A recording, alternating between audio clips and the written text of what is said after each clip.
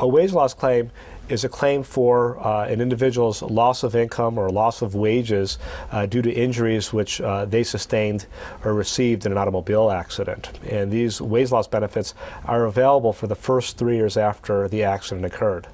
It is determined under the No-Fault Act how much an injured person can receive for a wage loss claim. And basically it's computed by multiplying 85% times the person's weekly or biweekly or monthly wage rate.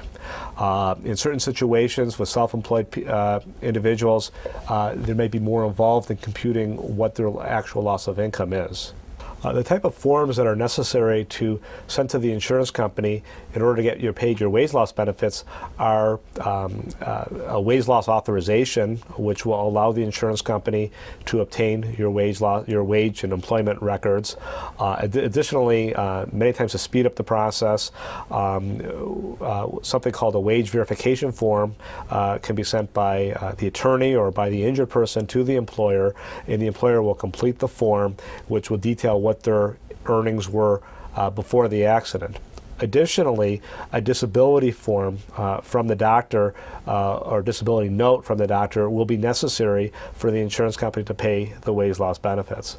A person can receive wage loss benefits for the first 3 years after the accident if they sustained the loss of income as a result of injuries from the accident.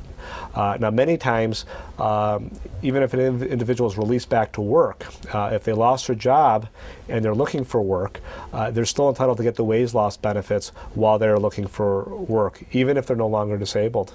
A person who's a seasonal employee, such as someone who cuts grass or plows snow, is still entitled to receive wage loss benefits. And they are entitled to receive 85% of what their loss of wages is, or loss of income is, as a result of the accident. Now, insurance companies, sometimes they figure out two different ways. In one situation, they will pay wage loss during the period that the seasonal employee is working. So, for example, if they work from April through October, they would get their wage loss benefits during that time period.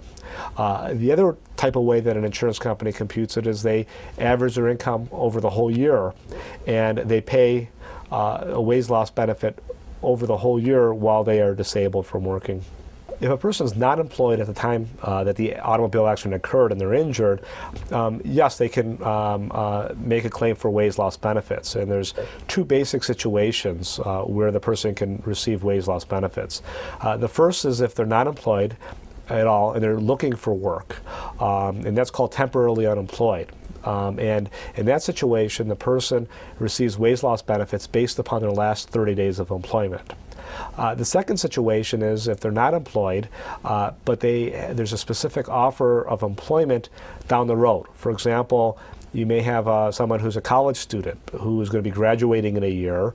They're not looking for work, but once they graduate, there's a specific offer for employment, and they'd be entitled to receive wage loss benefits based upon this specific offer of employment that was made to them.